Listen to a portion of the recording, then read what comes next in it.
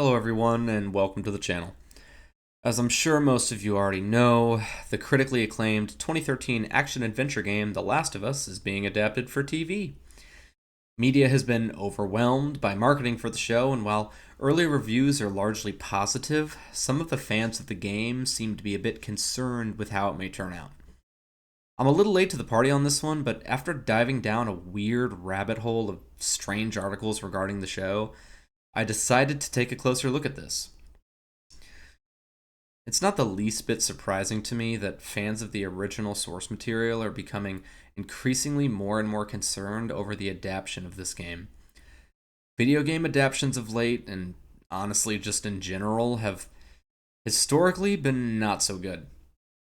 Tomb Raider is cool, and Doom is okay. And don't judge me for this, but I actually thought the Rampage movie was pretty freaking entertaining. But as of late, we've gotten the Halo show, and Uncharted, and whatever the hell Netflix did to The Witcher. Yeah, I know it's mostly based on the books, but Blood Origin is based on nothing, and they've really began to tank the franchise. And briefly setting games aside, Hollywood has shown, especially recently, that when given the opportunity to develop previously beloved IPs, they blow it. Time and time again, they blow it. Rings of Power, The Witcher, Willow, Marvel Phase 4, the Star Wars EU, they just can't seem to get it right. It's almost like they don't care about the fans and are just trying to profit off the name, huh?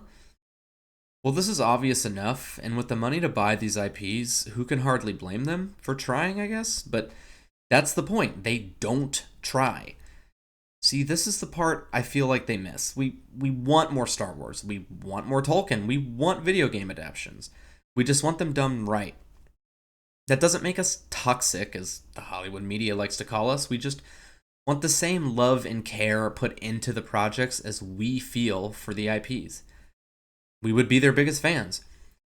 Sure, I felt a little icky when I heard Amazon bought the rights to Lord of the Rings. I'm thinking, why remake something that's already perfect? However, I would be lying if I said I wasn't a little excited.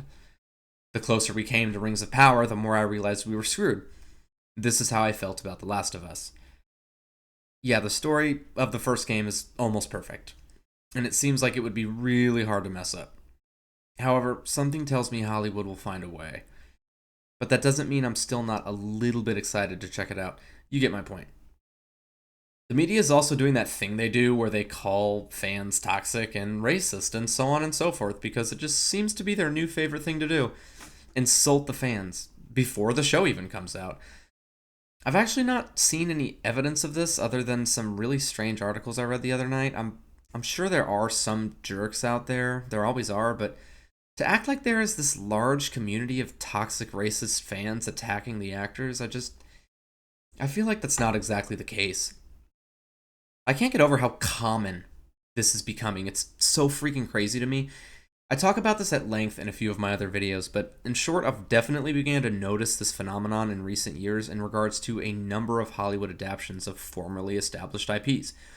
When people didn't like Rings of Power, Tolkien fans were called racist and sexist and bigoted, and when people didn't like the Obi-Wan show, more of the same. Witcher, Star Wars adaptations, etc. More of the same. This article from Yahoo Entertainment reads, The Last of Us star Pedro Pascal responds to toxic fan complaints about the show's diverse cast. This article from CBR reads, How The Last of Us star Bella Ramsey reacted to fan toxicity over her Ellie casting. This article from winteriscoming.net reads, More about Pedro Pascal responding to toxic fans. See that word they really like to use over and over again? It's a narrative. It's a narrative they put out before the show has even aired. That if this show fails, it's not our fault, it's the toxic fans. Setting up their defenses against real criticism. Criticize the story? Toxic fans. Criticize the acting? Toxic fans. Dialogue? Toxic fans. Wearing their insecurities on their sleeves. We saw so much of this in 2022. Any legitimate criticism of a show that Hollywood deemed was a masterpiece was met with the same. You're toxic, racist, bigot, whatever. I just very quickly have to touch on some of the things I read in this one here. The show isn't waiting until future seasons to reflect on what the world looks like now. In the series premiere, Craig Mazin populates The Last of Us with the kind of diverse cast that the game came to embrace later on. They say later on because they're referring to The Last of Us Part 2, which had more diverse characters as opposed to The Last of Us Part 1, like sexually and ethnically and so on. Which is silly because the first game was super diverse as well, but that's not the point here. They just want to push this narrative that when fans complain, this will be why. Which is never the majority and always makes up a small minority of jerks, anyways. They're already deflecting potential criticism of the show. Look here. While the majority of fans have embraced Pascal, referring to the actor playing Joel, a toxic segment of The Last of Us players, many of whom also criticize The Last of Us Part 2 for its, quote, woke politics and emphasis on diversity, have logged derogatory comments on Reddit threads and social media, end quote.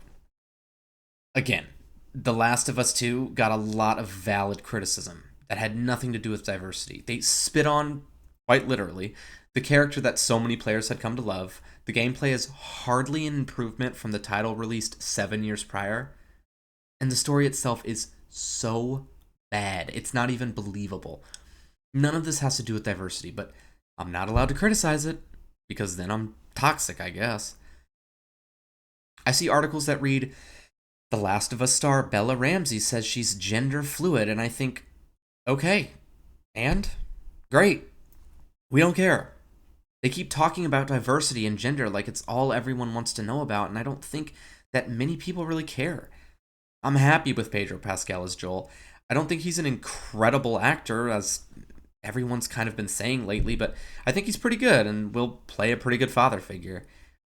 I like Bella Ramsey as Ellie. I've only seen her in Game of Thrones, but she was hardcore, so all right. They got some directors from the Daredevil and Punisher show, so that's cool. Talk about that. Talk about the show. This is what we want to hear about. I also tend to think that Hollywood underestimates gamers. And what I mean by that is how passionate we are about our games. The Halo show was pretty well despised by fans of the franchise. It has practically nothing to do with Halo, and sure, it's an adaptation, but you have to retain some of the heart, the story, the lore, for it to be any kind of meaningful to the fans. See, they bought the name, slapped Halo on it, and thought it would automatically do well. The Halo series sold 800 million games. 800 million. The gaming industry outperformed Hollywood by a factor of 3 to 1 in the last decade. It's a bigger industry than Hollywood and the music industry combined. So who do they think is watching their shows? It's the people who played and loved the game. And the same goes for The Last of Us. The Last of Us Part 1 is truly an incredible story, and I think HBO could do well with it.